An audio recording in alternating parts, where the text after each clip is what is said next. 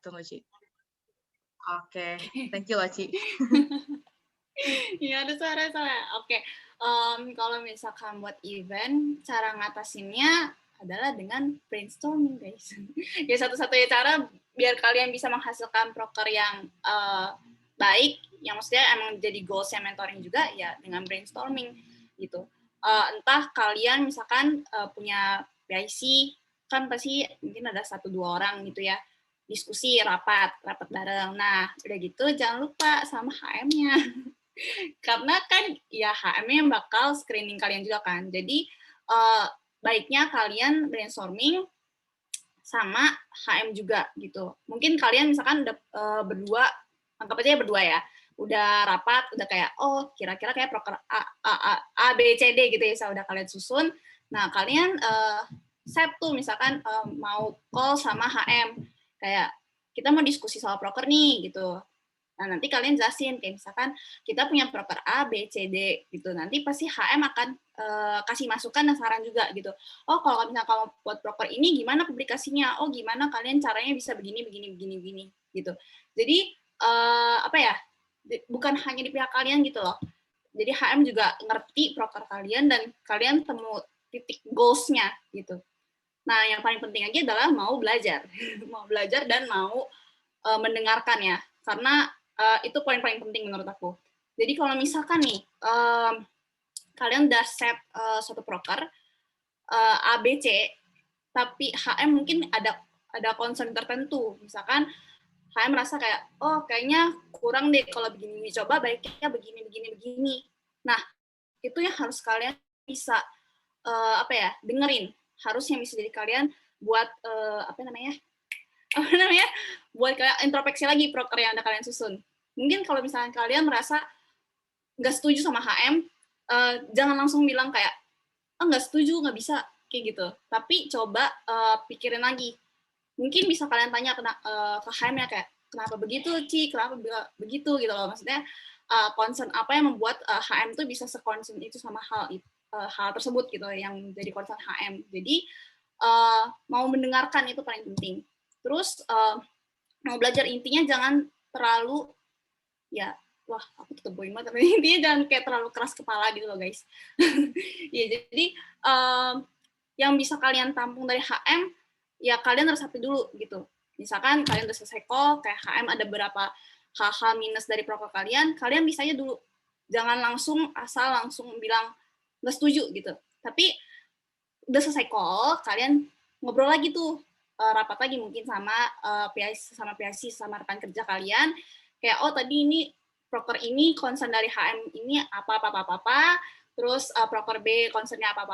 Nah baru kalian rapatin lagi kira-kira oke nggak dari concern dari HM jadi masukan kalian. Kalau misalkan oke ya berarti baik kan, emang baik buat kebutuhan proker kalian. Tapi kalau misalkan kalian setelah diskusi pun merasa kayak menurut kalian bisa gitu buat diatasi, menurut kalian solusi HM itu kurang bagus, nah kalian mungkin bisa punya solusi baru lagi. Jadi kalian ngobrol lagi sama HM. Ya, oh Ci, waktu itu kan Cici sempat kasih concern begini, tapi hasil diskusi kita kayaknya kurang setuju Ci, gitu. Misalkan, gimana kalau tawarin lagi solusi kalian gitu. Jadi jangan langsung terima mentah, tapi kalian pikirin lagi gitu. Jadi jangan merasa kayak karena HM ini atasnya kalian, kalian jadi kayak oh itu nurut aja sama HM gitu. Enggak gitu. Kan kita di sini mau mencapai goals dari proker kalian gitu. Jadi kalau misalnya kalian udah set goals proker kalian tuh apa sih? Tapi isi acara kalian nggak menjawab, itu pasti akan jadi concern dong. Buat apa kalau kalian ada acara tapi kalian nggak menjawab goals-nya? Itu sih yang menurut aku paling penting. Ya komunikasi, mau belajar, mau mendengarkan. Oke, nah mungkin thank you ya Ci. Mungkin kalau dari Steven gimana nih? Cara ngatasi tantangannya ya. Mungkin nambah aja sih dari yang Ci Helen. Selain semua udah disebutin sama Ci Helen, kalian juga gimana ya, kayak bikin planning yang matang gitu loh dari awal. Kayak mungkin bikin to-do list gitu dari proker kalian. terus set reminder deadline untuk setiap kerjaan kalian gitu. Karena di online ini menurutku cukup sulit gitu untuk menyeimbangkan antara kepengurusan kalian juga sama kuliah kalian. Dengan adanya planning yang matang dari awal, terus kalian juga set reminder untuk setiap deadline, itu bakalan ngebantu kalian banget sih. Jadi kayak ketika prokernya udah jalan, terus mungkin karena banyak ya, terus kalian lupa, nah remindernya itu yang akan ngingetin kalian gitu loh. Mungkin itu sih kalau dari aku. Oke, thank you Chief Helen dan juga Steven. Nah, mungkin kalau aku bisa rangkum lagi nih guys, jadi mungkin poin-poin utamanya adalah kalau dari Chief Helen mungkin aku dapatnya yang terpenting itu adalah gimana caranya kita bisa mencapai goals dari proker yang kita buat gitu ya. Jadi kayak mau dari SM event, SM DDM maupun SM admin gitu kan, mereka kan masing-masing punya, kita sama-sama punya goals yang berbeda tapi menuju satu tujuan gitu ya. Dan gimana sih caranya supaya kita bisa berdiskusi bareng untuk mencapai goals gitu. Jadi bukan soal lebih ke jabatannya atau bukan karena yang kata Chief Helen bilang dia HM jadi nurut aja gitu ya, tapi kalian tetap harus mempertimbangkan segala sesuatunya. Yang penting itu adalah tujuannya untuk mentoring itu sendiri gitu. Jadi bukan untuk tujuan personal atau bukan kayak tujuan masing-masing dari kita gitu, lebih ke goals yang udah diomongin bareng. Nah, terus mungkin kalau dari Steven yang aku catat itu note-nya itu adalah gimana kita juga selalu perhatiin timeline kita buat gitu ya, supaya mungkin karena kita tadi mau mencapai tujuan, jadi kita perlu waktu dan juga timeline yang memang menyesuaikan gitu dengan tujuan kita gitu. Jadi jangan sampai ya udah kita kerjain aja gitu tanpa ada tujuan ataupun tanpa ada pembagian waktu yang jelas gitu. Karena itu juga bisa jadi reminder kita. Nah, selanjutnya nih mungkin dari teman-teman mau dari SM admin, DDM maupun event ada yang mau bertanya dulu kah?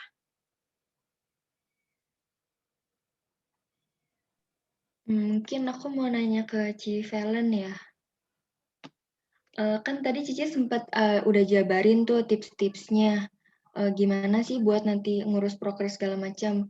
Nah kan kebetulan tuh tahun ini aku cuma berdua ya, Ci. Menurut Cici ada nggak sih hal-hal khusus yang harus aku persiapin gitu di samping tips-tips yang tadi Cici udah jabarin?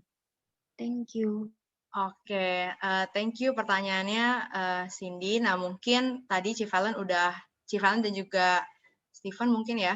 Chief Valen udah ini ya, ngerti pertanyaannya, maksudnya udah kayak oke dapat lah ya. Nah mungkin kita bakal ngobrol juga nih lebih jauh tentang gimana sih sebuah proker, mungkin yang relate sama Cindy juga gitu ya. Sebuah event dilaksanakan dan juga gimana kita sebagai Secretariat of Mentoring itu bisa sebagai satu tim gitu. Nah, di sini aku ingin memperkenalkan satu lagi dari pembicara kita hari ini. Nah, bentar, screen-nya udah kelihatan belum, gengs? Oke, nah jadi aku memperkenalkan pembicara kita satu lagi nih, mungkin kalau kalian lihat di participants gitu ya, ada Kak Krisan Gomargana. Nah, jadi kalau aku boleh kenalkan, Kak Krisan ini adalah lulusan dari psikologi dengan GPA 3,75 atau bisa disebut dengan cum laude dari Universitas Pelita Harapan. Nah, Kak Krisan juga pernah menjabat sebagai Vice President of Student Representative Board tahun 2018 dan 2019. Dan Kak Krisan juga pernah menjadi koordinator of Student Development Division of Student Representative Board pada periode 2017 serta 2018. Nah, selain itu, dalam work experience-nya, Kak Krisan juga pernah bekerja dalam product research di Bunda.id O2O Mental Health Platform pada Januari 2021 sampai sekarang ini. Dan Kak Krisan juga pernah menjabat sebagai Student Organization Staff di Universitas Pelita Harapan dari bulan Juni 2020 sampai sekarang nih. Serta Kak Krisan juga pernah sebagai research intern di New York University Cognition Department pada Oktober 2020 sampai Desember 2020. Serta Kak Krisan pernah menjabat sebagai Human Capital Intern di Siloam Hospitals Head Office Oktober 2019 sampai Februari 2020. Nah, selain itu, Kak Krisan juga pernah mendapatkan achievement sebagai berikut. Jadi Kak Krisan pernah menjadi presenter dari International E-Conference of Consortium Psikologi Ilmiah Nusantara atau KPAIN pada tahun 2020, sebagai third winner of National Psychology Olympics di Psychology Village 8 tahun 2016, Dan sebagai first winner of Valedictorian and Academic Excellence Award 2016 National Science Speech Competition di Universitas Pendidikan Indonesia pada tahun 2016. Nah, mungkin tanpa berlama-lama lagi, aku langsung undang aja kali ya. Halo, Kak Krisan. Kamu dipanggilnya apa? Sri Devi? Oke, boleh Kak panggil Devi aja. Devi, oke. Halo Devi. Thank you Halo, udah Kak. dibacain nih CV-nya. Oke, sama-sama Kak. Silahkan dimulai Kak. Oke. Halo semua teman-teman, ini ada siapa aja? Ada Novelen, Steven, Rivia, Natalia, Sasha, Cindy. Oke. Halo teman-teman SM semuanya. Tadi udah dikenalin ya, aku Krisan. Ya biasanya panggilnya Krisan sih gitu, karena nama aku cukup aneh gitu ya, jadi susah cari nama panggilannya gitu. Seneng banget bisa ngobrol-ngobrol sama teman-teman di siang hari ini gitu. Mungkin bukan sesi kali ya, aku sebenarnya lebih kayak pengen sharing-sharing aja sebenarnya sama teman-teman nih gitu, karena mungkin dari segi teknis, segi knowledge-nya teman-teman dibikin project atau program gitu, itu udah aku yakin, aku percaya udah jago lah gitu ya. Tapi mungkin ya yang membedakan kita hanyalah mungkin aku punya beberapa pengalaman yang lebih gitu aja sebenarnya. Tapi aku yakin sih kalau dari knowledge dan skill teman-teman pun punya sebenarnya gitu ya. Jadi aku akan sharing-sharing aja sebenarnya sama teman-teman di siang hari ini. Nah, sharing hari ini aku kasih judul What I Wish I Knew When I Was Still in Uni gitu, tapi khususnya tentang project management. Jadi aku mau kayak tujuan aku untuk sharing sama teman-teman siang hari ini adalah aku pengen teman-teman dapat nih hal-hal yang mungkin dulu waktu di kuliah aku nggak dapat gitu, yang mungkin dulu waktu di pas aku lagi jadi organisator gitu ya, aku nggak tahu nih, aku nggak dapat gitu. Jadi semoga ini bisa membantu teman-teman gitu ya. Nah, feel free teman-teman kalau misalnya along the way ada yang mau nanya gitu, boleh kamu mention di chat gitu. Nanti kalau memang waktunya nggak cukup di akhir, aku akan balas ke kamu tetap gitu ya. Terus kalau misalnya teman-teman ada yang kayak mau, ya tadi aku sempat belibet gitu ya, SM ya maksud aku ya teman-teman ya. Terus kalau misalnya teman-teman ada juga yang mau kayak, Kak aku pengen nambahin gitu ya, feel free gitu ya, nanti raise hand aja. Aku akan lihat kamu gitu ya, nanti aku akan panggil namanya. Oke, boleh next, Cijek.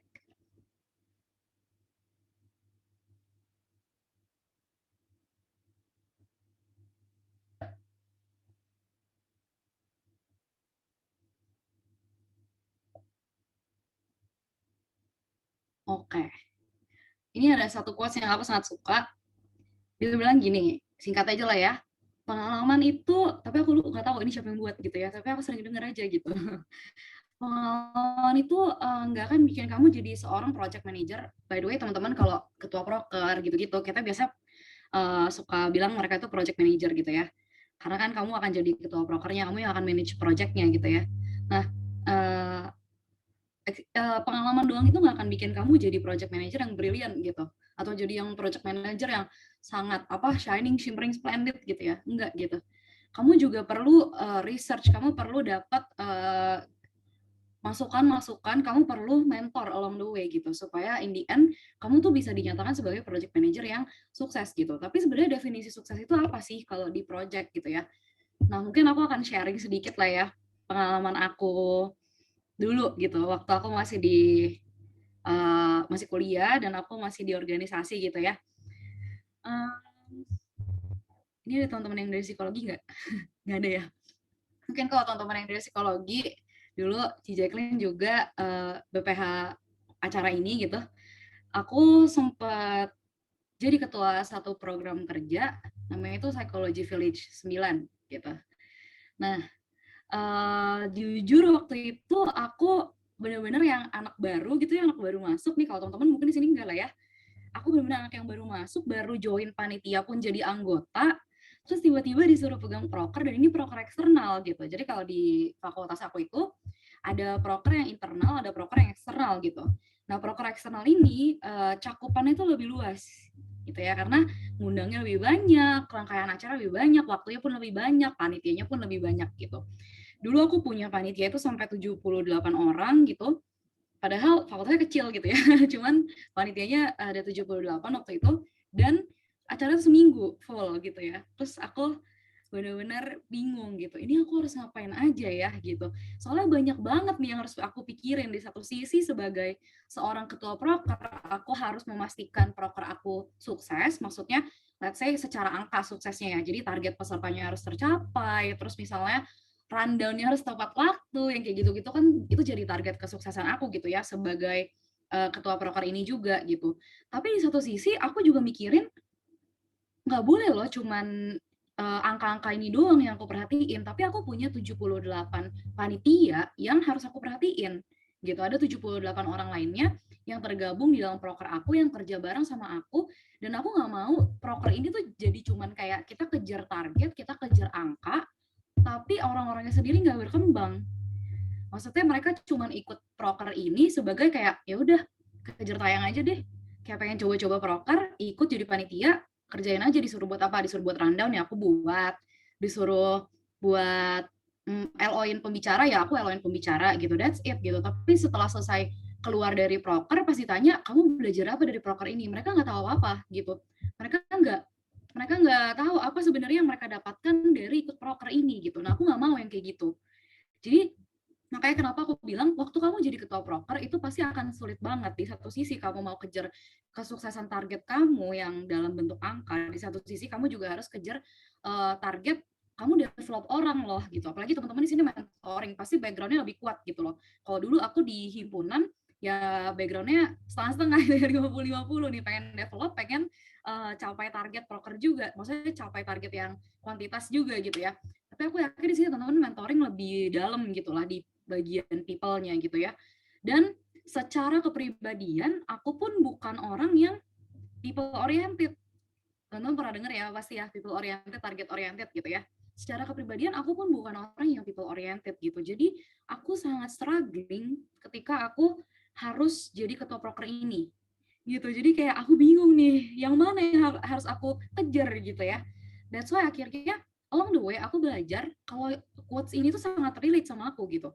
Along the way ketika aku mau proker aku ini sukses, ya memang dua aspek itu yang harus aku perhatikan. Caranya gimana? Aku harus research gitu. Dan aku harus cari mentor. Aku harus dapat good advice gitu. Research di sini teman-teman jangan bayangin yang kayak seminar penelitian atau skripsi atau tugas akhir, magang KP gitu, enggak ya gitu. Jadi researchnya sebenarnya simpel teman-teman gitu. Gimana cara nanti aku akan jelasin habis ini gitu. Nah, aku akan mungkin jelasin beberapa hal yang dulu aku mungkin jadinya dapat insights gitu ya. Along the way, along 1 tahun itu, apa yang akhirnya aku pelajarin dan aku dapetin kayak, oh ternyata ketika aku jadi ketua proker itu aku harus begini loh, gitu.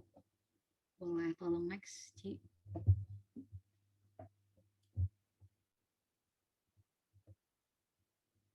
Oke, ini juga ada satu survei yang aku temukan menarik gitu ya. Itu typo, sorry ya teman-teman, aku suka typo orangnya. Jadi memang kegagalan itu adalah satu commonplace. Commonplace itu kayak hal yang sangat sering terjadi dalam satu project, dalam satu proker gitu ya, dalam satu program. Bahkan ini survei tahun 2018, aku bahkan nggak update sekarang udah seberapa banyak gitu ya. Survei ini bilang 70% dari project itu fail. Bayangin kayak ya ini mungkin mereka kayak bikin inkubator gitu ya, inkubator di seluruh dunia. Ini kalau teman-teman nonton drakornya startup gitu ya. Jadi kayak pada ngumpulin ide, ini ide project saya kayak gini, masukin proposal yang kayak gitu-gitu ya. Tapi ternyata pas disuruh lakukan 70% tuh gagal gitu. Kenapa ya gitu? Padahal proposal planningnya itu udah bagus banget gitu. Nah, kita akan lihat alasannya kenapa gitu ya, teman-teman. Boleh tolong next lagi. Ini banyak orang pitfallsnya di sini. Ketika kamu jadi project manager, ketika kamu manage satu proker, jadi ketua proker ya, tugas kamu tuh bukan jadi administrator, teman-teman, gitu ya. So banyak banget yang akhirnya ketika kamu jadi ketua proker, aku pun sempat jatuh ke dalam permasalahan ini. Ketika kamu jadi ketua proker, yang aku perhatiin tuh lebih yang kayak hal administratif. Jadi kayak proposal aku, terus rundown aku, surat-surat undangan pembicara aku gitu. Aku nggak bilang itu nggak penting. Bukan, itu sangat penting. Tanpa adanya itu, ya kamu gimana caranya bisa jalan gitu ya. Gimana cara kamu mau jalanin proker kalau proposal kamu belum di ACC, ya nggak? pasti nggak boleh dong kayak proposal selesai dulu gitu ya, ditandatangan dulu gitu, baru akhirnya kamu boleh jalanin. Jadi itu penting memang gitu. Tapi yang kamu lakukan sebagai seorang project manager, sebagai seorang ketua proker, itu sebenarnya lebih dari itu gitu. Kamulah orang yang mentransforms rencana dan seluruh hal-hal administratif ini jadi action. Kadang kita cuma berhenti sampai di admins dan plans. Kita lupa ada actions-nya gitu. Kita punya plans, kita mau kembangin panitia kita dengan cara setiap pleno misalnya aku pengen bikin, dulu tuh aku pernah ikut kepanitiaan yang CSI berapa? CSI 4 dulu tuh setiap ikut kepanitiaan awalnya tuh disuruh per divisi tuh disuruh gantian pimpin kayak ibadah kecil lah, renungan aja sih, renungan kayak simple gitu dulu ya. Aku misalnya pengen bikin kayak gitu lagi deh di kepanitiaan aku gitu ya misalnya. Terus aku cuma sekedar plan doang, tapi aku lupa dibuat jadi actions gitu. Nah itu, inilah kenapa 70% project yang tadi itu pada gagal in the end teman-teman gitu. Nah tapi sebenarnya proses transformasi ini gimana sih? Proses transformasi sendiri ini nggak gampang gitu. Nggak yang kayak, oke, aku udah selesai nih buat proposal, aku sekarang harus jalankan program aku gitu ya. Terus pas aku jalanin program, gimana gitu caranya, kan bingung ya di tengah-tengah gitu ya. Nah kita akan lihat per steps-nya dulu lah. Aku akan bagi penjelasan hari ini jadi 2. Yang pertama itu tentang project-nya sendiri, maksudnya yang aku sempat mention tadi terkait kuantitas atau target gitu ya. Yang satu lagi adalah aku akan ngomongin tentang people gitu ya, aspek yang seringkali kita lupakan ketika kita jadi ketua proker gitu. Nah untuk kamu bisa komplit satu project kamu dari awal sampai akhir dengan sukses, yang pertama perlu namanya action planning gitu ya. Apa sih action planning itu? Jadi bukan cuma sekedar planning, tapi ada actionnya juga. Jadi kamu harus bikin plan kamu itu sekonkret mungkin. Terus orang-orang suka kayak ya udah bikin plan aja, kayak aku plan acara aku nanti mau ngundang misalnya Nadiem Makarim gitu. Udah sampai sebatas itu doang. Tapi aku nggak jabarin gimana caranya aku bisa reach ke Pak Nadiem ini misalnya. Ya otomatis sebenarnya aku harus tahu dulu dong pertama kali topik aku apa, ya kan? Jadi what-nya tuh harus jelas dulu. Yang kedua, siapa yang aku akan delegasikan tugas untuk approach ke Pak Nadiem? Who-nya itu harus ada. Apakah harus aku sendiri yang turun tangan? Apakah aku bisa delegasikan tugas ini ke orang lain? Nah ini juga jadi satu hal yang pas aku jadi ketua proker, aku sempat struggle.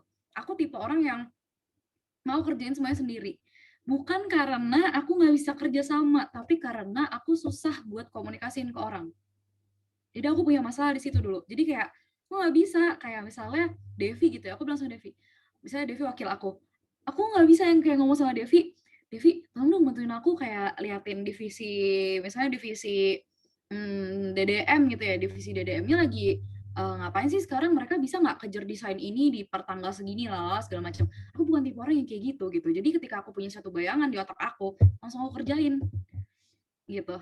Itu pitfalls banget teman-teman. Kenapa kamu akan sangat overwhelmed kalau kamu kayak gitu. Dan in the end, balik lagi, orang-orang yang kamu pimpin di dalam proker itu, dia nggak akan berkembang, percayalah. Itu susahnya. That's why ketika kamu bikin action planning, kamu harus benar-benar bagi gitu.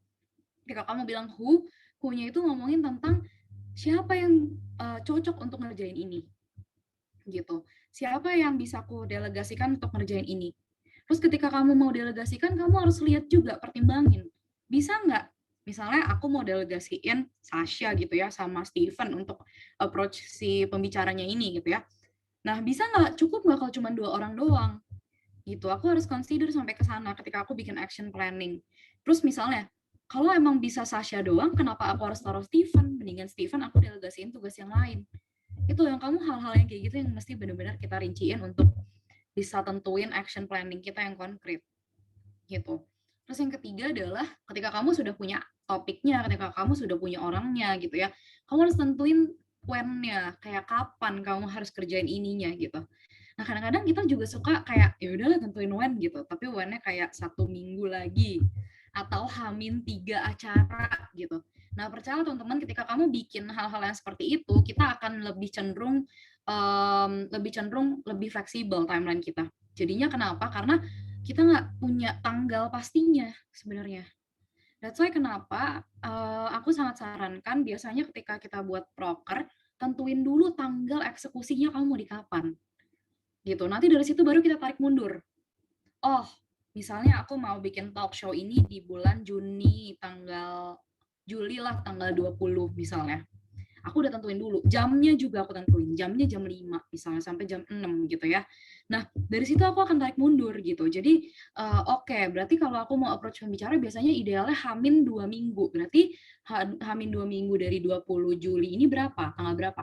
Terus aku tulis gitu. Semakin details when kamu akan semakin lebih enak gitu ngejernya. Kenapa? Karena kayak secara mindset ya, kita kayak pas ngeliat tanggal, terus langsung kayak, oh berarti ada satu mindset yang kayak, oh tanggal segini aku harus lakukan ini, dibanding ketika kamu tulisnya kayak H-2 minggu.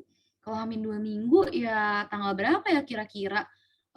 Bisa lah ini kayaknya diundur lagi ke sinilah, karena kamu nggak punya target tanggal pastinya, gitu. That's why ketika kamu jalanin satu proker, ketika bikin plan, pastiin when kamu itu sangat detail gitu ya. Kalau bagus kalau kamu punya jamnya sekalian gitu. Karena kadang-kadang orang suka kayak, ya udahlah aku mau operasional bicaranya tanggal 10 Juli, tapi nggak ada jamnya. Jadi ya udah jam 23.59 gitu ya. Jam 11.59 baru aku approach. Which is itu kayak, ya udah jam 12 malam kamu approach orang gitu kan. Kayak ya susah gitu ya. That's why itunya juga kamu harus tekanin ke situ gitu. Nah, terus yang nomor 2, aku mau ngomongin tentang kamu harus manage resource. Resource ini sumber daya gitu ya. Mungkin anak-anak yang dari manajemen hari ini udah sering dengar gitu, resource management gitu ya. Nah, resource management ini bukan ngomongin tentang materi doang, bukan ngomongin tentang kamu cari dana, kamu cari sponsor, cari partnership, terus kamu olah, itu penting. Ya, tanpa adanya dana, apalah kita ini gitu ya.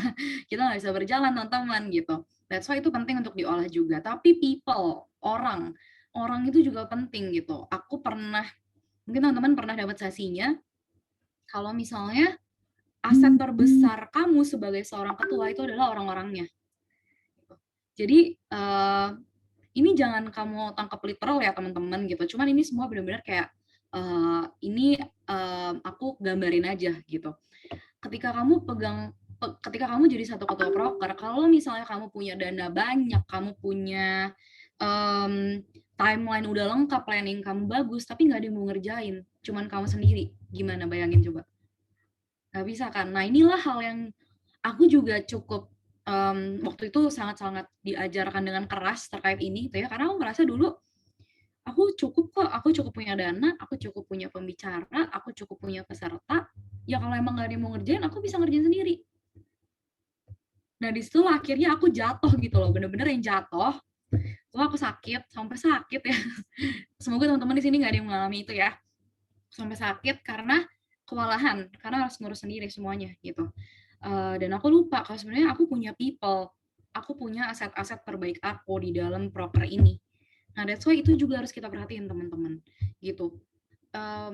Boleh di next, Ci? Nah, ini sebenarnya masih ngomongin tentang poin 1, di mana kamu balik lagi ke kuantitas tadi gitu ya. Ketika kadang tuh kita suka ketika jalanin proker, ya udah jalanin aja sesuai timeline yang ada, sesuai target yang aku punya, ya udah jalanin aja gitu. Nah, kita lupa kadang-kadang. Di tengah-tengahnya itu kita harus monitor teman-teman.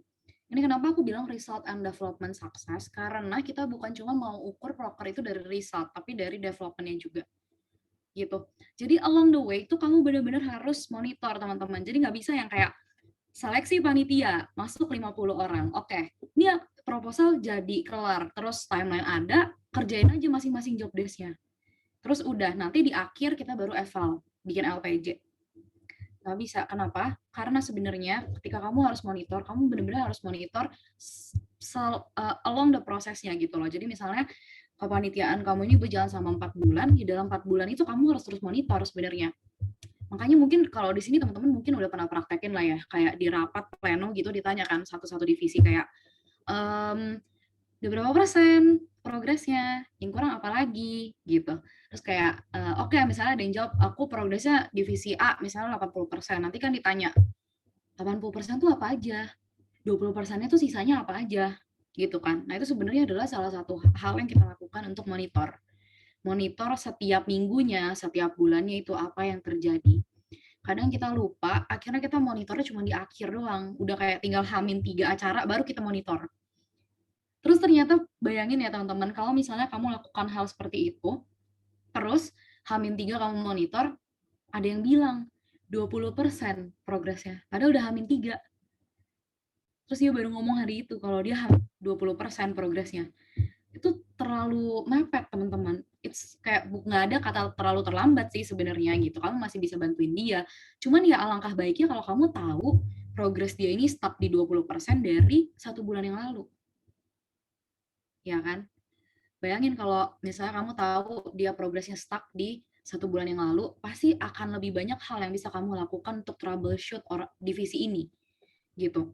That's why itu adalah langkah penting gitu. Jadi selalu ukur kualitas sejauh mana divisi kamu ini sudah berjalan gitu.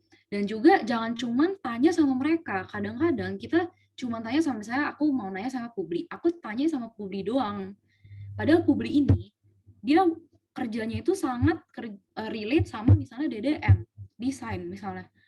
Tapi nggak aku tanyain desain, kayak desain menurut kamu Publi gimana? Adakah hal-hal di Publi yang menurut kamu menghambat kinerja kamu atau malah membantu sebenarnya gitu. Nah, aku nggak lakukan gitu. Ini adalah hal yang aku sadari ketika acaranya udah selesai teman-teman gitu ya.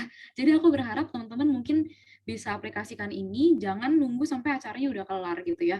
Tapi nanti ketika kalian bangun proker, ketika kalian jalanin proker, kalian bisa aplikasiin ini juga untuk membantu gitu ya. Nah, itu adalah yang closely monitoring semua divisi kita, bukan cuman H-3 atau H-1 minggu sebelum acara. Gitu ya. Nah, nomor 1 itu fit for purpose. Itu sebenarnya adalah lihat lagi apakah proker kamu ini berjalan sesuai dengan purpose kamu di awal, tujuan kamu di awal. Aku yakin ketika teman-teman di sini buat proker, pasti kalian harus digodok dulu nih. Tujuan kamu bikin proker ini apa sih? Ya ngapain kalau misalnya bikin proker tapi tujuannya cuman kayak ya nggak apa sih, cuman pengen famous aja, biar Sasha misalnya biar Instagramnya lebih banyak aja followersnya gitu. Jadi kayak bikin acara lah harus nanti masukin Instagram Sasha gitu. Ya kan nggak bisa bikin proker kayak gitu, ya kan? Pasti kan ketika kamu sudah bikin satu proker, kamu udah punya tujuan yang jelas dong. Nah, tapi kadang seiring berjalannya waktu, ketika kita sudah terlalu immerse sama proker kita ini ya, kita lupa sama purpose awal kita itu apa. Gitu. Aku pun sering ngalamin itu. Jadi kayak dulu waktu lagi jalanin proker, padahal tujuan awalnya adalah aku pengen misalnya let's say aku pengen bikin proker ini makin meningkatkan ilmu psikologi perkembangan misalnya gitu ya. Nah, ini bahasa alien teman-teman mungkin nggak ngerti, tapi mungkin ada satu hal yang jadi tujuan aku gitu ya waktu aku bikin proker itu. Tapi along the way ketika aku jalanin kok jadi aneh gitu. Jadi aku kok jadi purpose-nya jadi beda-beda. Aku jadi purpose-nya jadi kayak aku pengen punya sponsor banyak, aku pengen punya media partner yang banyak yang dari event Jakarta, misalnya kan event Jakarta terkenal banget ya jadi medpark kita ya. Nah, kayak gitu misalnya. Terus udah aku lupa sama tujuan awal aku sebenarnya apa. Jadinya aku malah kompromi. Jadi misalnya karena aku pengen event Jakarta publikasiin acara aku tanya sama dia, ya udah, kamu maunya apa deh? Nanti aku ikutin gitu. Kalau kamu mau psikologi perkembangannya ini diturunin gitu ya, nggak terlalu di highlight, ya nggak apa-apa. Nanti aku lakukan, yang penting event aku dipublikasiin sama event Jakarta. Misalnya. Nah, aku lupa kalau misalnya purpose aku sebenarnya bukan kayak gitu. Tapi yang penting ya aku punya target aja, secara angka kan keren ya. Oh, kayak dipublikasiin sama ini, misalnya kayak gitu. Atau oh ternyata dapat sponsor dari dulu tuh aku ngejar ini Ultra Jaya gitu. Misalnya oh dapat sponsor dari Ultra Jaya gitu. Kan kayak wah banyak ya sponsornya gitu. Tapi tak lupa sebenarnya purpose-nya tuh bukan di situ loh gitu. Aku nggak ngomongin sponsor dan medpar itu nggak penting ya teman-teman, bukan gitu. Tapi yang aku tekanin di sini adalah jangan lupain tujuan kamu pas kamu pegang proker itu. Jangan pernah lupain tujuan awal kamu itu apa ketika kamu bikin proker ini. Ketika ada tambahan, ketika kamu diminta untuk berkompromi, ya nggak apa-apa. Sebenarnya compromising itu bukan hal yang buruk loh gitu. Ada hal-hal yang mungkin kamu bisa akomodasi, ada hal-hal yang kamu bisa kolaborasi sebenarnya. Dan akhirnya malah tujuan kamu semakin bisa lebih tercapai gitu. Tapi lihat, jangan kompromi sama hal-hal yang memang nggak sesuai sama tujuan kamu. jangan kompromi sama hal-hal yang malah jadinya membelokkan kamu dari tujuan gitu. Pasti banyak sih teman-teman godaannya ketika jalanin proker, banyak banget hal-hal yang kayak nih kalau misalnya kamu mau kerja sama-sama, let's say misalnya tiba-tiba mentoring mau kerja sama himpunan psikologi gitu. Kalau kamu mau kerja sama himpunan psikologi, tambahin deh mentor-mentor psikologi yang jadi panitianya misalnya kayak gitu. Ya kamu mesti lihat itu hal yang sesuai sama purpose kamu atau enggak gitu. Ketika itu udah nggak sesuai sama purpose kamu, jangan mau kompromi teman-teman gitu. Jadi emang benar-benar harus difilter di situ di bagian ketika along the process gitu ya. Oke, terus boleh di next lagi.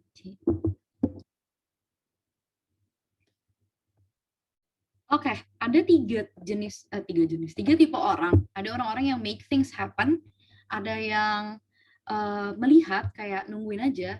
Ini things ini terjadinya sama siapa sih gitu. Jadi dia cuma observe doang. Oh, ternyata prokernya ternyata masalahnya terjadi ke Devi gitu misalnya atau Steven gitu. Ya udah dia liatin aja. Terus ada juga orang-orang yang bertanya apa yang lagi terjadi gitu. Jadi kayak dia bahkan nggak observe gitu. Jadi dia nggak tahu ini sebenarnya dunia ini lagi arahnya kemana sih gitu. Ini ada masalah apa dia nggak tahu gitu.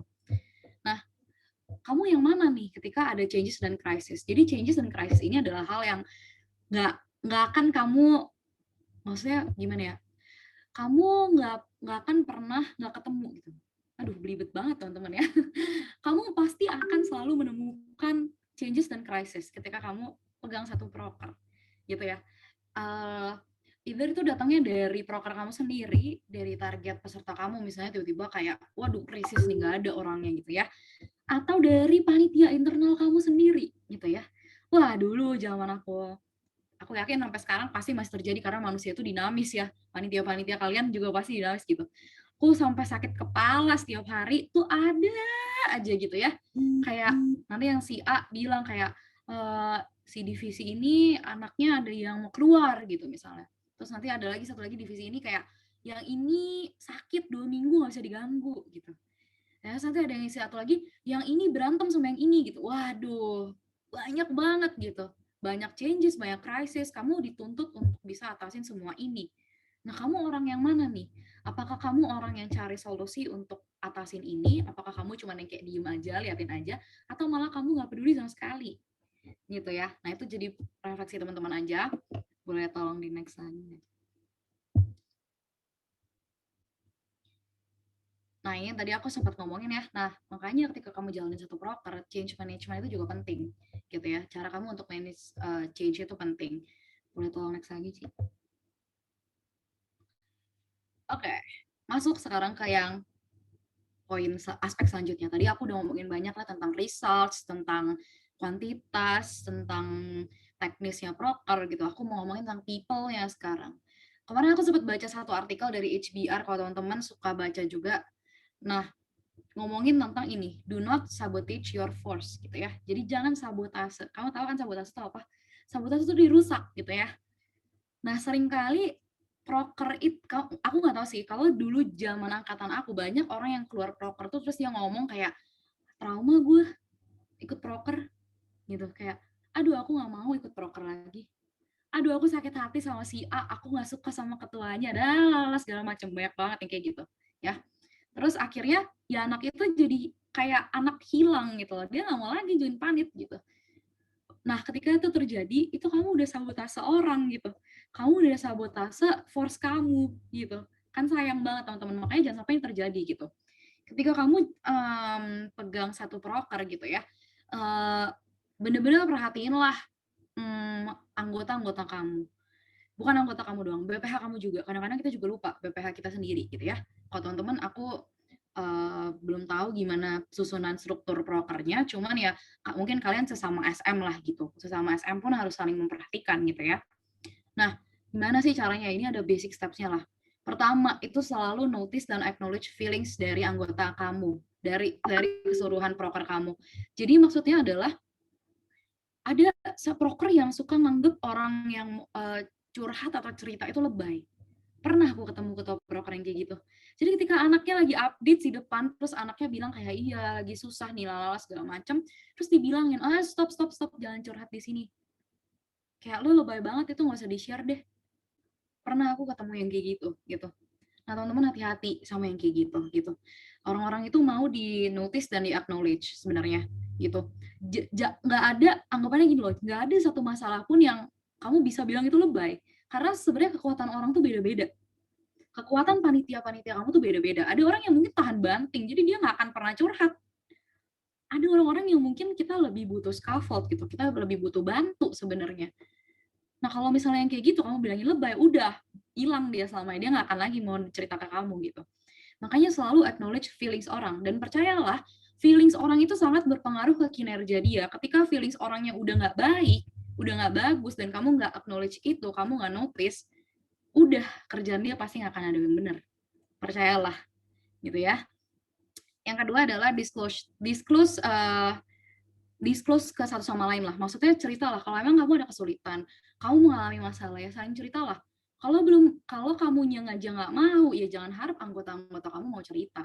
Tiba-tiba nanti kamu dengar dari proker sebelah gitu ya, atau kayak dari organisasi sebelah, anak lu tuh ada yang kemarin nangis-nangis gara-gara katanya di rapat kayak begini gitu. Nah, hati-hati yang kayak gitu ya. Kamu tahunya dari orang gitu. Bayangin ini anak kamu sendiri loh gitu. Tapi kamu tahunya dari orang.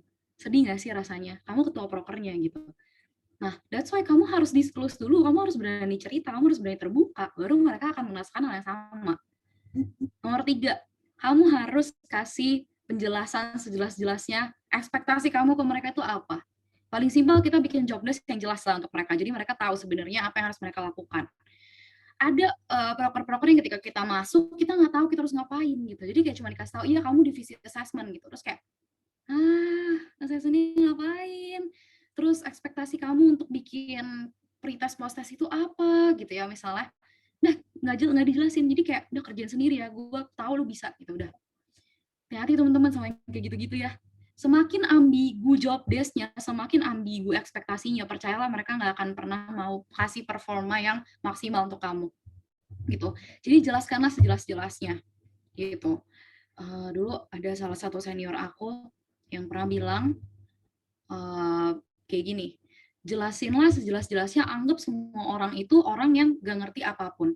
Jadi ketika kamu ambil rekrut panitia, let's say panitia kamu ini udah punya 100 pengalaman jadi panitia gitu ya, dia udah pernah di berbagai divisi, terus kamu merasa kayak, udah jago nih, udahlah nggak usah dijelasin lagi, aman lah udah, jangan gitu ya. Kamu nggak tahu sebenarnya apakah dia sudah grasp konsep proker kamu ini apa. Jadi even if pengalaman orang-orang itu banyak segudang, tetap jelasin sejelas-jelasnya. Anggap semua orang itu mulai dari nol lagi ketika mereka ketemu sama kamu. Tuh ya. Tuh yang di sebelah paling atas, yang they are willing to ask questions gitu ya. Jadi pastiin mereka tuh boleh nanya. Even pertanyaan-pertanyaan yang kamu merasa kayak, apa sih ini? Nggak jelas pertanyaannya gitu. Tapi begitu kamu judge orang kayak pertanyaannya nggak jelas, besok-besok dia nggak akan mau nanya lagi. Ya. Terus jadinya otoriter banget tuh proker kamu. Ya. Yang kedua adalah kamu harus pastiin, nah ini, unproductive meetings, itu yang aku highlight. Hati-hati sama rapat yang tidak produktif gitu ya. Karena banyak banget kita suka bikin rapat kayak 4 jam, nggak tahu bahas apa sebenarnya gitu. Hal-hal yang mungkin harusnya dibahas di luar pleno, misalnya ada radif, ada rapat lintas divisi misalnya, itu bisa dilakukan, tapi enggak, malah dilakukannya di pleno. Jadinya meeting itu unproduktif, dan sebenarnya hal-hal ini bisa dibahas di luar meeting dulu, nanti baru di meeting itu disampaikan, sudah jadi nih, sudah matang gitu. Nah itu hati-hati yang kayak gitu, karena unproductive meetings ini, kemarin aku baru baca artikelnya, jadi salah satu hal yang bikin anak sekarang itu males ikut aktivitas kayak organisasi, kepanitiaan, ataupun volunteering. Mereka males meetings gitu ya. Karena meeting itu, kalau kamu baca meme juga, suka orang-orang bilang kayak, ini tuh harusnya meetingsnya tuh email aja udah cukup gitu. Nah itu hati-hati yang kayak gitu ya. Yang terakhir adalah supports creative problem solving. Kasih rewards, kasih recognition gitu ya. Kasihlah mereka ketika mereka kerjakan sesuatu dengan baik gitu ya. Bukan dengan baik aja sih, even sesimpel mereka bikin progres mereka naik, kasihlah apresiasi. Aku sering banget ngomongin tentang ini, kasih apresiasi pun jangan yang kayak, Yeay, siapa misalnya, Devi, congrats, sudah target pesertanya tercapai, udah that's it gitu. Kasihlah apresiasi yang memang benar-benar tulus dari dalam diri kamu gitu ya. Mungkin ada orang-orang yang kesulitan untuk kasih apresiasi, nggak apa-apa. Kamu bisanya lewat apa? Dudu misalnya. Kasihlah dudu. Lewat chat. Ya kasihlah lewat chat, nggak apa-apa gitu. Dan pastiin adil teman-teman gitu ya. Dulu aku sering ngalamin di proker aku itu banyak yang omongan sampai kepahitan loh teman-teman dulu ya. Kepahitan sama BPH-nya, karena katanya BPH-nya kalau apresiasi itu nggak rata. Padahal kayak hari itu bisa per cup gitu ya. Kalau sekarang udah susah ya, ada per cup yang bawa bangku gitu ya. Tapi ya dulu tuh per cup gitu. Dan per cup-nya tuh yang kayak harus apa namanya ngangkutin kursi segala macam. Tapi ya karena aku ngerasa ya itu kan emang job desk kamu sehari-hari, ya udah aku ngapresiasi gitu. Sedangkan ada orang lain mungkin divisi lain yang dia mengalami krisis hari itu dan dia bisa solve itu dengan cepat. Nah itu aku apresiasi orang itu.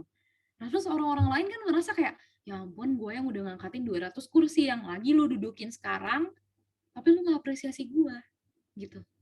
Jadi akhirnya di situ jadi pitfall juga teman-teman. Jadi recognize lah semua pekerjaan dan progres sekecil apapun yang dilakukan oleh members kamu, gitu.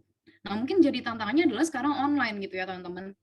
Nah sebenarnya tips-tips yang tadi aku kasih itu kamu bisa lakukan tetap di online gitu. Nah, cuman bedanya adalah teman-teman sekarang posisinya harus ekstra nih gitu. Mungkin dulu zaman aku onsite ya. Jadi gampang ketemunya, tarik aja langsung, lu kenapa kemarin nggak datang rapat gitu ya, kelar gitu. Kalau sekarang kan susah, di chat nggak dibales gitu ya, di email udah nggak bakal ada yang mau baca email zaman sekarang ya. Di chat pun nggak mau dibales gitu, nanti alasannya kayak 2 minggu lagi, iya tenggelam sorry ya gitu. Waduh gitu ya, kan bingung gitu. Nah jadi teman-teman memang harus ekstra gitu. Ekstranya adalah ini tips and trick pertama kali yang aku lakukan waktu handle sesuatu yang online. Aku minta nomor telepon aktif semua orang dan aku minta alamat residensial mereka. Kenapa? Ya enggak sih, kalau orangnya kayak hari ini di Kalimantan, ya aku kan nggak mungkin terbang ke Kalimantan gitu ya. Tapi aku jadinya minimal aku tahu alamatnya. One day kalau misalnya dia down, dia kenapa-napa, aku bisa kirimin sesuatu ke mereka gitu. Jadi misalnya kok kayak kasih Starbucks deh karena kayaknya lagi capek banget nih gitu. Aku kasih gitu tanpa aku harus perlu minta duluan. Itu sih yang akhirnya aku lakukan lebih ekstra gitu ya. Kalau dulu sih nggak pernah gitu, kayak ya udah gitu. Sekarang jadinya kayak gitu. Terus kayak telepon, kadang-kadang sediain waktu untuk telepon, terus sediain waktu juga untuk Zoom, let's say kayak gitu ya. Jadi memang teman-teman ketika online ini harus ekstra sih gitu. Tapi tips yang tadi ya silakan untuk teman-teman filter gitu ya. Aku nggak bilang ini semua tips and triknya bener loh gitu ya. Teman-teman boleh filter banget sebenarnya gitu. Kalau misalnya ada teman-teman yang merasa kayak kak nggak kayak gitu ya. Feel free untuk discuss lebih lanjut sama aku. Feel free untuk tanya sama aku lagi ke depannya gitu. Nanti ya kalau memang mau punya pandangan lain gitu ya, silakan banget gitu. Jadi ada hal-hal lain mungkin kamu bisa tambahkan untuk dilakukan di kedepannya, silakan banget. Itu akan jadi sesuatu yang sangat-sangat baik gitu ya. Oke, sekian dari aku sore hari ini. Dan sebenarnya harusnya kita punya sesi Q&A, cuman kayaknya aku udah molor ya. Jadinya, dan I'm sorry, aku ditungguin sama ada yang lain lagi. Jadi teman-teman, aku share kontak aku di sini. Kalau misalnya teman-teman mau tanya ke aku gitu ya, feel free untuk email aku di sini. Tinggal kirim. Atau kamu WhatsApp aku di sini. Silakan. Semua pertanyaan, semua tanggapan, atau kamu mau ajak aku diskusi, silakan lewat 2 ini ya.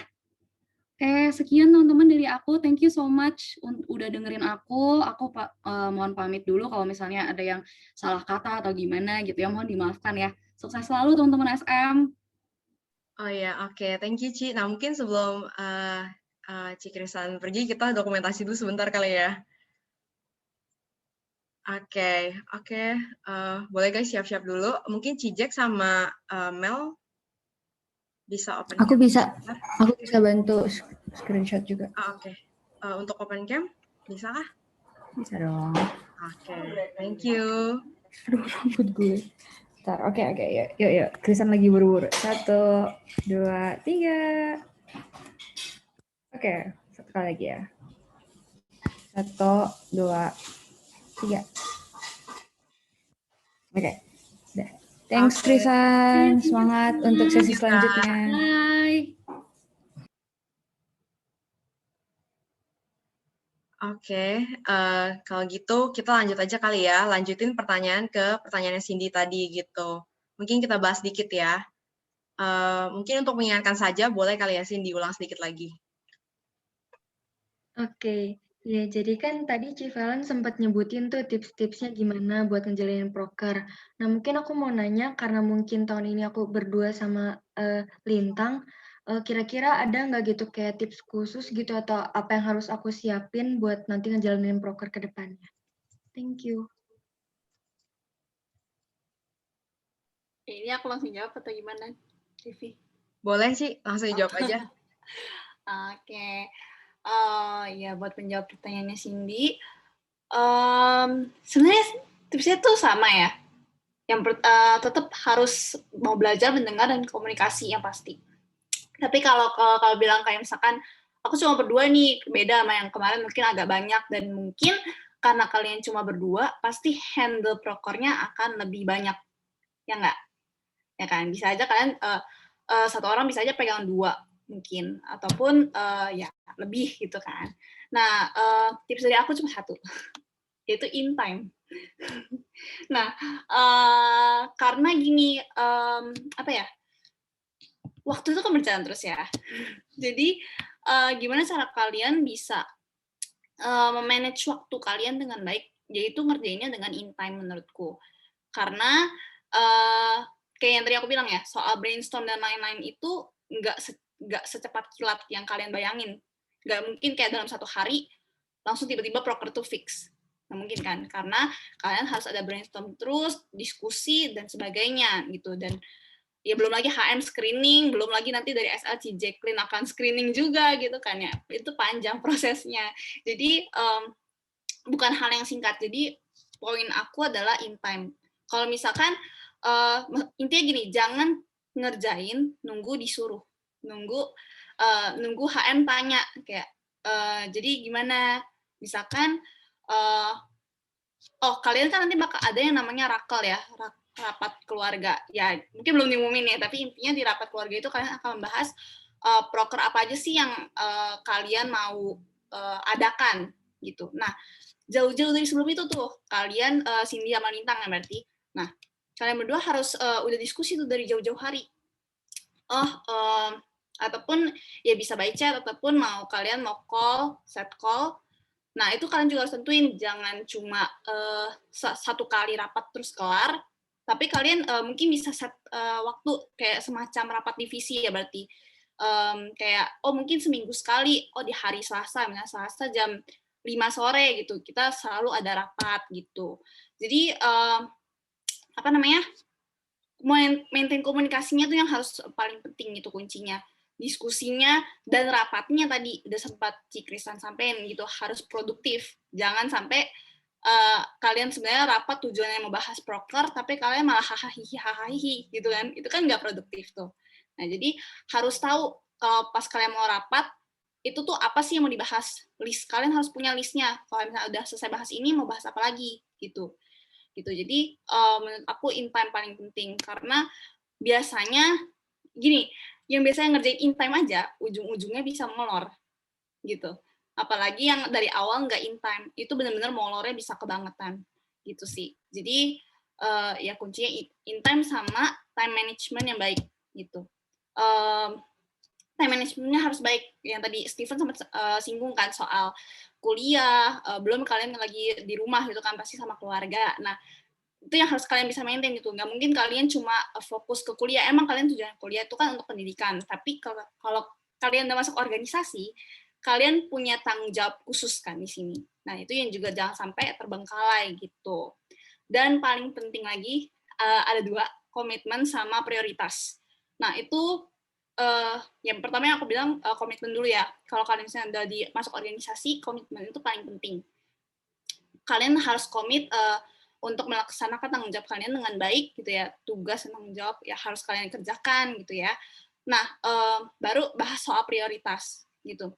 Karena kalau misalkan kalian nggak komit, ya prioritasnya itu pasti jatuhnya ke bawah-bawah gitu. akan ada banyak alasan buat kalian nggak jadiin mentoring ataupun program yang bakal kalian handle itu suatu prioritas. Gitu. Kalau misalnya kalian udah nggak komit, pasti ada aja alasannya, kayak misalkan, oh nggak bisa, aku kuliahnya lagi sibuk banget, gitu. Lagi hektik banget di rumah, lagi banyak acara gini. Akan ada alasannya, padahal sebenarnya yang harus kalian atur itu adalah time management-nya gitu, sama prioritas kalian gitu. Jadi ya itu sih tips dari aku. Jangan sampai kemana-mana gitu. Jadi titik gimana ngomongnya? Kalau titik bukan terendah sih, titik di mana kalian pasti udah kayak istilahnya bisa dibilang lalai gitu ya. Mau nggak mau HM yang harus ambil perannya gitu loh, melaksanakan perannya sebagai HM dengan nasehatin kalian, dengan omongin kalian gitu. Dan jangan ngerasa kalian tuh benar gitu, karena kalian mikir, ya kan gue juga punya keluarga, kan gue juga punya kuliah ini, jangan merasa paling benar. Tapi kalian harus pikirin lagi, oh iya kan gue masuk organisasi ini, gue punya tanggung jawab di sini, dan gue handle ini. Bisa bayangin kalau misalnya kalian punya event, terus kalian punya panit, terus kerjaan kalian selalu molor terus, yaitu panitnya gimana gitu. Masa kalian, maksudnya istilahnya tega sih, panit kalian biarin lama-lama gitu tanpa hal-hal yang jelas gitu. Itu yang harus kalian pertimbangin juga sih gitu. Oke, thank you Ci. Nah, mungkin kalau dari Steven gimana nih Steve? Mungkin kalau dari aku hampir semua udah dijawab sama Ci Valen ya. Paling aku mau nambahin satu lagi sih. Yang harus dipersiapkan mental kalian. Karena kan kalian cuma berdua nih. Aku yakin banget ke depannya bakal hektik banget. Ya, jadi jangan lupa siapin mental kalian buat ngadepin kehektikannya itu. Udah sih. Oke, thank you Steve. Nah, mungkin lebih dalam lagi gitu ya. Mungkin kayak yang kita tahu kan tadi kalau Civelan udah sempat bilang udah waktunya gitu kita untuk persiapin segala sesuatunya gitu, udah harus ngatur waktu gitu. Nah, mungkin yang sekarang kita baru tahu itu kan kayak oke, bikin timeline gitu kan, atau mungkin kayak kita set reminder gitu. Nah, mungkin ada nggak sih kalau berdasarkan pengalaman Cici dan juga Steven gitu, gimana sih cara supaya kita tuh benar-benar bisa terjadwal gitu, atau misalkan kayak benar-benar prepare supaya segala sesuatunya itu ya berjalan dengan baik gitu, yang nantinya kemudian bisa lebih lebih efektif, lebih efisien juga gitu ngerjain segala sesuatunya gitu. Boleh Ci? Iya boleh. Ya, kalau misalkan lebih efektif, yang pasti kalian harus bisa bagi tugas. Bagi tugasnya benar-benar jelas dan spesifik gitu. Jangan sampai kalian punya job desk, anggap aja ada 4 ya. Terus harusnya kalian udah bagi dua gitu. Tapi ternyata miskom, misalnya malah yang harusnya punya A, tapi B yang kerjain. Jadi kan double. Kayak itu jadinya nggak efektif dong, karena harusnya kamu ngerjain yang lain, tapi kamu malah dari kerjain sama yang lain gitu kan. Nah itu yang harus diefektifkan gitu. Terus komunikasi, pokoknya komunikasi itu paling penting ya, apalagi kuncinya sekarang ini online gitu. Kalau misalkan kamu merasa, ya ini nggak dipungkiri aja ya, kalian udah set timeline nih, misalnya 1 Januari gini, 2 Januari bla bla bla bla bla seterusnya, tapi pasti ada aja di tengah, misalkan tiba-tiba kayak, oh gue ada kuis, gitu. Dari dosen gue ada kuis, ada segini, atau nggak ada tugas paper banyak banget gitu, ini tiba-tiba dosennya kasihnya mepet gitu, pasti akan ada sesuatu yang menghambat timeline kalian lah. Nah itu juga harus langsung dikomunikasikan gitu ke partner kalian, supaya apa? Kalau partner kamu tahu, kayak misalnya, oh kamu ternyata tiba-tiba banget mendadak ada sesuatu yang urgent, kamu tahu kayak gimana cara kamu bisa backup dia, backup partner kamu itu. Ataupun kalau misalnya tiba-tiba nih, kayak contohnya tadi event kan ada 2 orang aja, nah itu juga harus bisa kalian pertimbangin, misalnya ternyata dua-duanya sibuk nih, Cindy sibuk, Lintang sibuk gitu. Nah kalian gak bisa lagi tuh cuma fokus ke kalian berdua aja, tapi kalian harus bisa komunikasi ini ke HM. Kayak, Ci, misalnya aku sama Lintang lagi hektik banget nih masalah kuliah ataupun keluarga. Tapi mungkin aku lebih concern ke kuliah ya, karena biasa kalau online itu tugas tuh dikasihnya lebih banyak daripada kita offline gitu kan. Jadi mungkin nah kalian komunikasinya ke HM. gimana nih caranya, ataupun solusi terbaiknya dari HM gimana, atau sebelum itu kalian juga udah diskusi karena kalian sama-sama sibuk, memungkinkan nggak nih kalau timeline-nya tetap begini, memungkinkan nggak kalau misalnya timeline-nya kita undur sedikit ataupun kalian atur ulang gitu. Jadi ngomong lagi ke HM, misalnya ada update timeline karena kita sibuk, kita update timeline-nya jadi kayak gini, Ci, gitu misalnya. Nah, kalian tanya lagi kayak, oke nggak kalau timeline-nya berubah seperti ini, gitu. Jadi, ya kunci komunikasi, guys. Jadi, jangan pernah kemis gitu. Jadi, HM tahu, partner kalian tahu, jadinya enak. Kan nggak lucu ya, misalnya kayak karena kalian nggak komunikasiin itu, partner kalian jadinya kayak nagih terus, ya kan, HM juga nagih, karena nggak tahu situasi kalian tuh kayak gimana, gitu kok. Bayangin kalau misalnya kalian tuh nggak cerita, maksudnya nggak komunikasiin itu, kalian mikir kayak, oh masih bisa, sejauh ini gue kayak masih bisa handle, gitu. Ya kalian ya, itu tadi Steven bilang mental kalian itu loh, jadi kayak pasti merasa terbeban, jadinya nggak enjoy buat ngerjainnya, padahal sebenarnya menurut aku, buat ketika kita ngerjain suatu proker itu harus enjoy, gitu. Jangan sampai kayak kita tertekan, jadinya ya itu ngerjainnya cuma yang penting kelar gitu, bukan kamu enjoy the prosesnya gitu sih. Gitu dari aku. Oke, thank you Cide. Mungkin lanjut kali ya, Steven, gimana Steve? Seperti biasa, hampir semuanya ada di bawah sama Civel.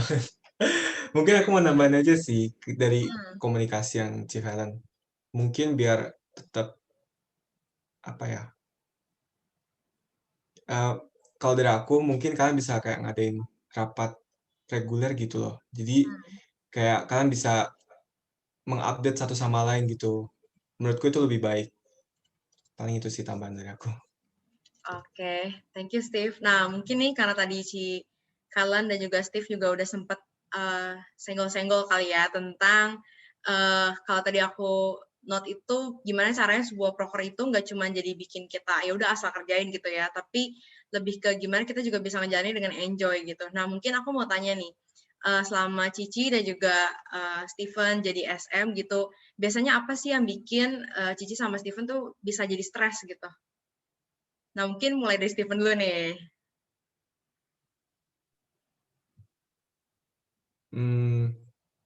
Yang bikin stres ya? Kalau dari aku pribadi sih mungkin, ya aku udah sebutin tadi karena kuliah kan. Aku nggak tahu juga di jurusan lain itu kayak gimana, tapi kalau udah akhir-akhir kebanyakan kan project. Nah, itu pasti berat kan. Bayangin kayak misalnya dari 6 mata kuliah nih, pasti rata-rata 4 atau 5 itu project semua. Dan gak enaknya kalau project kan gak bisa di SKS-in gitu loh.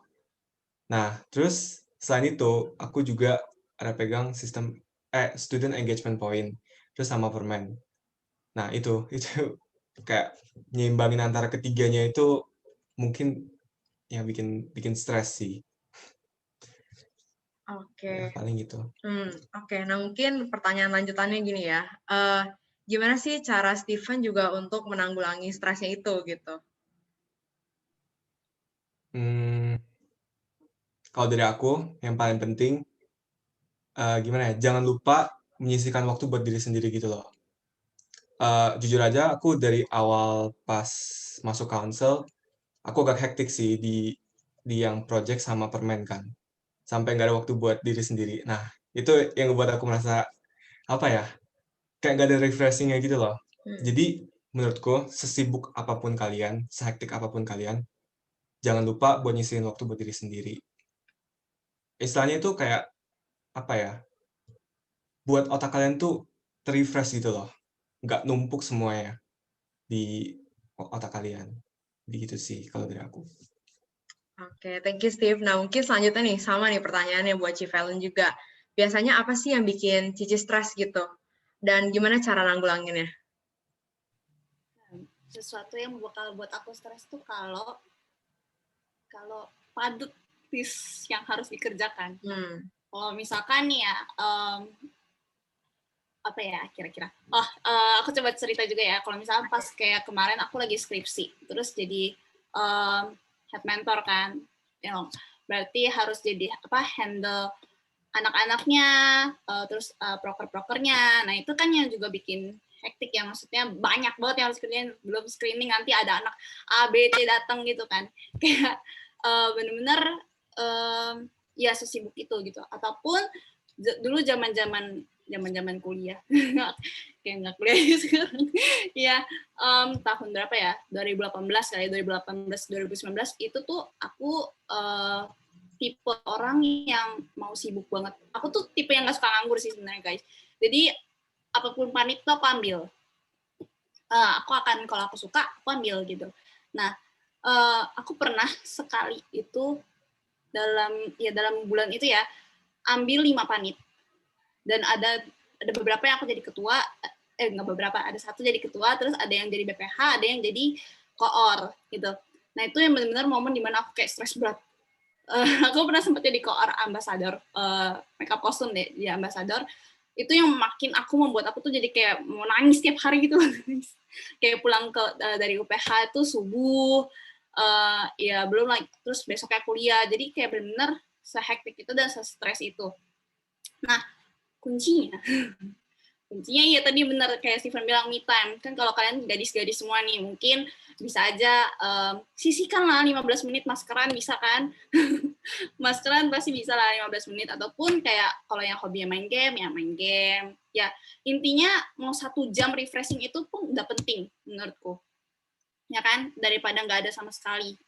Jatuhnya, apa ya? Ya jadi burn out banget gitu loh. Padahal sebenarnya nggak sehektik itu gitu loh. Jadi ya begitu. Terus set timeline. Jangan terlalu dipadetin sama kerjaan kalian. Jangan semua isinya list kerjaan, tapi ada batasin aja gitu. Misalkan jam segini me time, ataupun kayak jam segini aku ngerjain tugas, aku lepas dulu organisasi misalkan ya. Karena fokusnya ke organisasi kecuali urgent.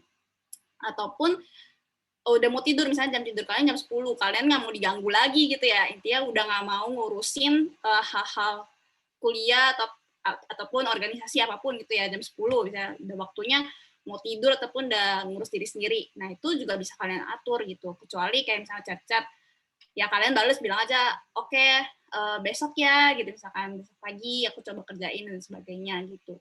Pokoknya jangan sampai membuat kalian burn out.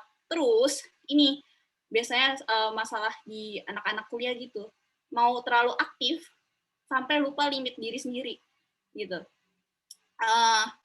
Apa ya, merasa kayak mau join panit gitu, mau join ini, mau join itu, kayaknya bisa sih, kan kebetulan gue baru handle 1 proker gitu, kebetulan kan gue koor cuma anak gitu, tapi nggak mikirin limitnya, kayak gue mampu nggak ya, gue bisa nggak ya, kayak kira-kira kalau misalnya gue handle ini dengan job desk-nya yang ini, gue metong nggak ya, gue stres kayaknya gitu kan. Belum lagi kuliah, misalkan tugas paper gitu buat UTS, misalnya UTS-nya paper gitu. Ya itu dipikirin juga kayak, sanggup gak ya? Kayak dari, apa ya, saran aku jangan terlalu stick mau aktif gitu, tapi pikirin juga diri kalian dan juga limit kalian gitu. Daripada kalian ambil banyak-banyak tapi jatuhnya nggak efektif, jatuhnya kalian malah mungkin bisa merugikan panit, merugikan kinerja organisasi juga, mendingan fokus ke satu hal aja gitu. Jangan memaksakan diri istilahnya gitu sih. Gitu. Jadi tahu batasnya kalian semampu apa, sebisa apa gitu.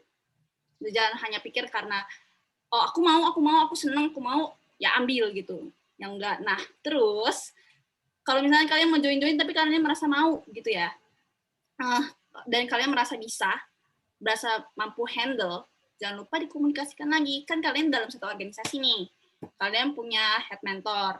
Nah, kalian diskusi sama mereka. Kayak misalkan, Ci, aku mau join panitia ini. Ataupun, Ci, aku ditawarin nih sama panitia A gitu ya, jadi ini.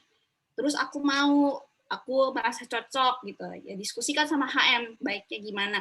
Terus selain itu pikirin juga kuliah kalian. Jangan sampai karena hektik kalian sibuknya di organisasi dan panitia, nilai kalian turun, tugas bukan terlantar, tepatnya kayak jadi kerjanya SKS, sistem kebut semalam. Itu kan kayak nggak bagus juga. Padahal fokus kalian kuliah ini ya buat belajar, buat IP-nya bagus, ya kan lulusnya tepat waktu gitu. Jadi jangan sampai hal-hal yang kayak gitu menghambat sesuatu yang harusnya bisa selesai dengan baik gitu sih dari aku. Oke, thank you Chief Ellen dan juga Stephen. Nah mungkin, sorry ya guys, ada satu pertanyaan lagi nih mungkin untuk memperlengkapi kalian juga. Jadi aku mau tanya nih Ci dan juga Stephen, mungkin singkat aja ya, apa sih ekspektasi Cici dan juga Ko Stephen waktu pas pertama kali masuk SM, terus realitanya gimana gitu? Dan mungkin yang keduanya, doa kali ya buat SM ke depannya tuh semoga seperti apa gitu sih. Nah mungkin mulai dari Stephen dulu.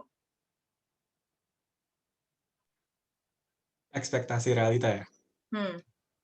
Waktu itu kan karena aku di approach-nya pas online, ya paling ekspektasi aku tuh aku bisa join council online terus habis itu offline kan. Nah, tapi ya waktu itu juga sempat ada itu sih rumor-rumor mau offline. Tapi ya ternyata sampai di sinilah aku ngejalanin satu kepengurusan selama online. Ya, paling itu sih. Terus sama aku juga waktu megang permen juga aku berekspektasi buat semua hal yang di permen itu berjalan sesuai timeline, tapi realitanya enggak. Jadi paling note buat kalian aja sih. Jangan ekspektasinya itu jangan terlalu tinggi. Ngerti kan maksudnya? Maksudnya boleh untuk berekspektasi, tapi gimana ya? Kan juga harus tahu realitanya gitu loh. Paling gitu sih. Sama ini langsung pesan atau ke Chief Ellen dulu? Boleh, kalau langsung pesan juga boleh. Paling pesan aku buat SM kalian, ya semangat menjalani kepengurusan kalian, karena aku yakin sih ke depannya itu gak akan mudah. Jadi kalian manfaatkanlah kesempatan ini baik-baik untuk melayani di mentoring juga dan sama-sama bertumbuh sesama SM ataupun CM. Nah, terus ya kedepannya pasti akan banyak kesulitan yang kalian hadapi, banyak banget surprise-nya, jadi tunggu aja. Nah, terus kalau kalian udah menghadapi kesulitan, pesan aku sih jangan nyerah, jadi anggap aja kesulitan-kesulitan ini tuh kayak proses yang akan membentuk kalian itu loh, untuk menjadi lebih baik lagi ke depannya. Paling itu sih. Oke, thank you Steve. Nah mungkin kalau dari Chief Ellen gimana nih? Mungkin singkat aja ya Ci. Dari aku ekspektasinya yang pasti banyak. Tapi paling pertama adalah relasi. Nah, relasi sama SM. Mungkin kalau foto aku dari HM ya relasinya maunya sama seluruh council gitu baik. Tapi realitanya susah ya, karena ya kalian punya kesibukan masing-masing gitu. Jadi ya sulit lah, apalagi keadaannya online dan bukan onsite. Kalau onsite kalian tahu kita punya ruangan mentoring, kita bisa kumpul di situ. Tapi kalau misalnya online, ya mau gimana gitu. Ya itu paling ekspektasi yang paling sulit menurut aku ya buat dijaga, bukan buat dijaga, saya buat dicapai gitu. Terus ya kalau aku langsung pesan dan kesannya ya, maksudnya ya pertama thank you karena kalian sudah mau melanjutkan istilahnya tanggung jawab kalian gitu, naik dari mentor mungkin jadi SM ya. Ya terima kasih untuk itu. Ya jadi aku harap kalian bisa mempergunakan satu periode ke depan dengan baik, dan juga relasi yang menurut aku paling penting, supaya kerjaan itu bukan maksudnya masuk organisasi bukan soal kerjaan aja, tapi juga kalian bisa menambah relasi kalian, nambah teman mungkin yang awalnya merasa kayaknya nggak cocok, tapi ternyata pas kenal cocok banget gitu, kita bisa akur dan mengenal lebih dalam gitu ya. Ya jadi relasi itu penting, jadi jangan selalu bahas kerjaan, tapi juga kadang-kadang mungkin kalian bisa nih kayak sama SM call bareng, main atau apa gitu. Terus ya jangan patah semangat seperti yang Stephen tadi bilang. Ya semangat itu paling penting guys, karena jangan berpikir online ini kalian mengerjakan sesuatunya itu adalah mudah, karena pada kenyataannya adalah mudah-mudah gampang, mudah-mudah susah. Mudah-mudah susah ya. Jadi kalau orang mungkin mikirnya kayak online, oh iya enak banget kerjanya di rumah santai, tapi padahal no banget, kerjaan kalian akan semakin banyak dan semakin menguras otak gitu. Jadi pergunakan waktu sebaik-baiknya, ya kerjakan sesuai dengan batas kalian dan lakukan yang terbaik gitu. Oke, thank you ya Chief Helen dan juga Steven yang udah mau sharing-sharing hari ini, yang udah memperlengkapi kita semua dengan pengalaman yang udah pernah jadi SM gitu. Terus hopefully guys tolong dicatat ya kayak apa yang tadi Chief Helen dan juga Steven share dan juga udah disampaikan ke kalian gitu. Semoga kedepannya bisa kita terapin bareng-bareng ya guys, dari not-not dari mereka. Nah mungkin sebelum kita udahan banget, kita mau sesi foto bersama dulu kali ya. Oke, aku akan screenshot ya. Oke, 1, 2, 3. Oke, bentar. Oke ya, ulang ya. Sorry, Ci. Oke, 1, 2, 3. Oke, sebentar ya, guys. Oke, mungkin sekali lagi ya. 1, 2, 3. Oke, aku mau ucapin thank you banget sekali lagi buat Civella juga Steven yang udah sharing hari ini. Oke, sesinya udah selesai sih. Nah, mungkin buat teman-teman council bisa segera balik ke main room ya. Thank you guys. Thank you Ci, thank you Steven. Di enter live room ya. Oke, thank you Ci. Dev, aku langsung leave meeting aja apa? Oh iya, boleh Ci. boleh kok. Oke, thank you Devi. Thank you Steven. Bye-bye. Thank you loh. Thank you Devi, thank you Ci. Take care. Semangat dan bye-bye. Yeay, semangat juga. Bye-bye. Bye-bye, take care.